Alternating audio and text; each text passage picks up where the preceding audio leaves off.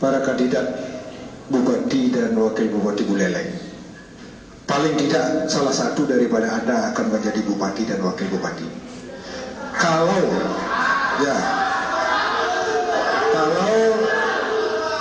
Anda berhasil membawa Buleleng menuju kemajuan, itu artinya sepertiga permasalahan Bali sudah teratasi. Karena Buleleng itu sepertiganya daripada Bali.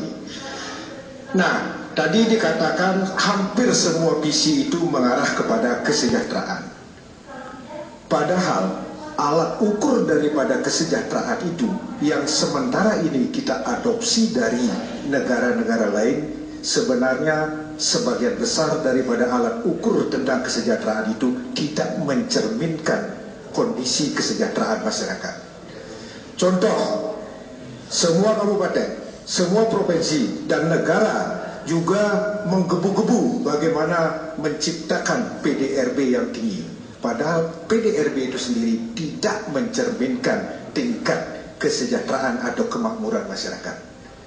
Income per kapita tidak pernah mewakili bagaimana kesejahteraan masyarakat itu terjadi.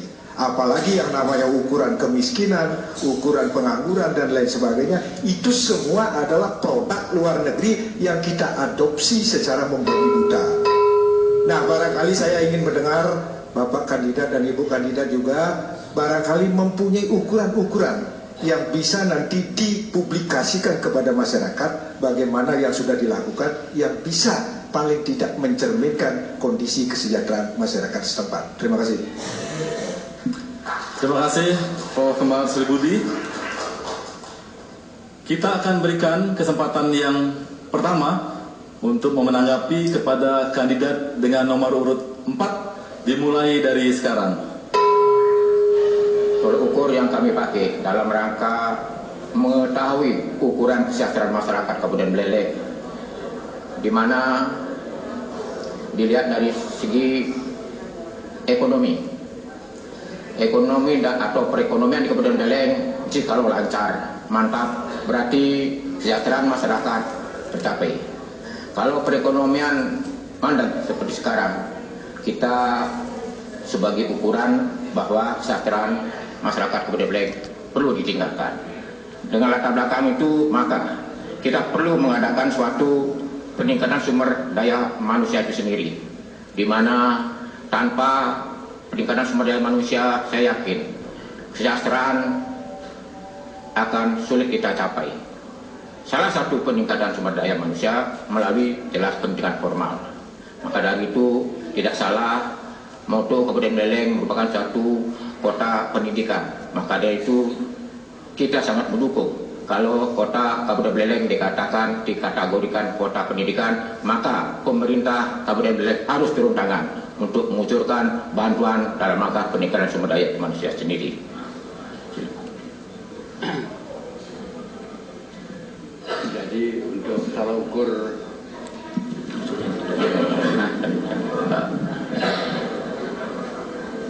di dalam kesejahteraan ini diperlukan suatu kepemimpinan yang sebagai panutan. Nah, di sini kalau sudah pemimpinnya bisa mengadakan suatu pendekatan dengan masyarakat sebagai panutan, nah di sini dengan seringnya akan kerjanya aman, tentram, tidak adanya gejolak-gejolak. Dengan tidak adanya gejolak-gejolak, berarti itu suatu kriteria bahwa masyarakatnya sudah mulai sejahtera. Terima kasih. Berikutnya kita berikan kesempatan kepada kandidat dengan nomor urut 1 dimulai dari sekarang. Terima kasih Pak Moderator. Jadi bagaimana mengembangkan dari sisi peningkatan kesejahteraan bagi masyarakat, tentu kita memiliki konsep yaitu balance scorecard, di mana konsepnya finansial dan non finansial. Tentu bagaimana mewujudkan tersebut kita breakdown. Pertama adalah di bidang pendidikan. Pendidikan parameternya adalah bagaimana mengentaskan program buta aksara jadi momok bagi masyarakat di Indonesia. Tentu ini sejalan harapan dengan program PBB Bersama Bangsa-Bangsa bagaimana mencapai suatu Millennium Development Goals MDG. Tentu dengan pendidikan ini sebagai tolak ukur awal bagaimana mengukur kesejahteraan masyarakat. Yang kedua adalah di bidang kesehatan. Kesehatan tentu bagaimana meningkatkan satu aksesibilitas kualitas kesehatan yang baik tidak hanya bagi ibu dan juga anaknya. Tentu ibu dan anak ini penting untuk menghasilkan kualitas sumber daya manusia yang tangguh, yang kuat, yang bisa di tulang punggung pembangunan. Jadi ukurannya adalah mortalitas dan infertility, itu jadi dasar parameter utamanya. Yang ketiga adalah suatu opportunity job, kesempatan kerja yang luas bagi masyarakat secara luas. Arti kesempatan kerja ini tentu didukung dengan investasi dari pihak luar. Tentu ukurannya adalah bagaimana nilai investasi itu bisa menjadi satu acuan sebagai dasar utama awal untuk mengukur dari sisi kuantitatifnya. Kalau kita berbicara kualitatif tadi pendidikan dan kesehatan, kuantitatif adalah dari sisi nilai investasi kepada kesempatan kerja yang ada. Jadi nilai kesempatan kerja ini, investasi ini tentu bisa sebagai tolok ukur untuk melihat bagaimana pengaruh perputaran atau outcome atau turnover money suatu daerah. Tentu dasar utamanya bagaimana kita melihat suatu daerah seperti Buleleng dengan banyaknya lembaga-lembaga keuangan perbankan, baik perbankan, LPD maupun koperasi, itu sudah tolok ukur bagaimana Buleleng sudah mampu dan menembus dari sisi jumlah investasi dari pihak luar maupun sumber pendanaan yang ada. Inilah konsep yang ke depan bagaimana kita menciptakan suatu keajegan dan keamanan bagi investasi yang ada. Terima kasih. Terima kasih. Cukup. Kita berikan kesempatan kepada kandidat nomor urut 2 dimulai dari sekarang. Terima kasih. Untuk mensejahterakan masyarakat Buleleng, kami Paket Tutik Nova mempunyai suatu keyakinan. Kami mampu sepanjang mempunyai niat, keikhlasan, jujur dan mau bekerja keras untuk masyarakat. Jadi tolak ukurnya adalah kesejahteraan untuk masyarakat Buleleng adalah peluang kerja yang seluas-luasnya dibuka untuk masyarakat sehingga masyarakat Buleleng bisa menikmati pembangunan yang ada di Buleleng. Infrastruktur jalan juga harus memadai sehingga masyarakat yang ada di pedesaan dengan mudah bisa mencapai akses keluar dari desanya.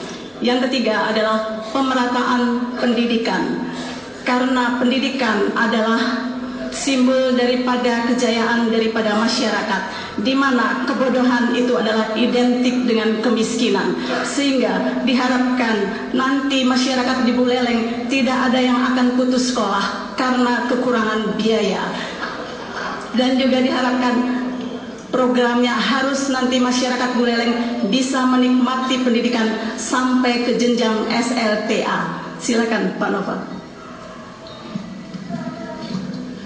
Bagaimana ukuran dari manajemen kesejahteraan, bagaimana seorang pemimpin bisa dekat dengan masyarakatnya, bagaimana seorang pemimpin bisa mengetahui apa arti dari keluhan daripada masyarakatnya, sehingga di dalam program pemerataan kesetaraan yang dibuat di sana ada kesetaraan ekonomi, pendidikan, informasi, infrastruktur, yang terutama adalah bagaimana seorang pemerintah bisa menjadi pelayan dalam masyarakat sehingga masyarakat benar-benar merasa mempunyai seorang pemimpin yang benar-benar bisa membawa kepada masyarakat menuju masyarakat yang sejahtera baik di dalam. Terima kasih. Terakhir kita berikan kesempatan kepada kandidat dengan nomor urut 3 untuk menanggapi dimulai dari sekarang.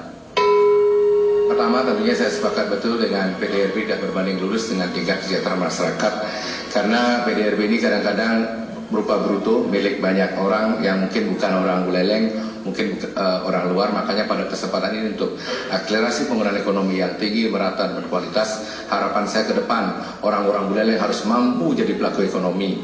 Dan parameter yang saya pakai di sini tentunya adalah indeks pembangunan manusia yang saya lanjutkan dengan penjelasan dari Bapak Dr. Nyaman Suci dari banyak. Jadi parameter daripada kesejahteraan yang pertama adalah di bidang IPM, indeks pembangunan manusia. Ada 3 unsur dalam IPM, itu adalah pendidikan, kesehatan, dan kesejahteraan. Salah satunya adalah di dalam bidang pendidikan adalah terlaksananya wajib belajar 9 tahun, kemudian meningkatnya penduduk yang berpendidikan tinggi, kemudian di bidang kesehatan meningkatnya umur harapan hidup dan meningkatnya derajat kesehatan, dan tersedianya fasilitas umum seperti asuransi kesehatan yang sudah terselenggara di Bali seperti JKBM, Jam Pesal, dan Jam Puskesmas.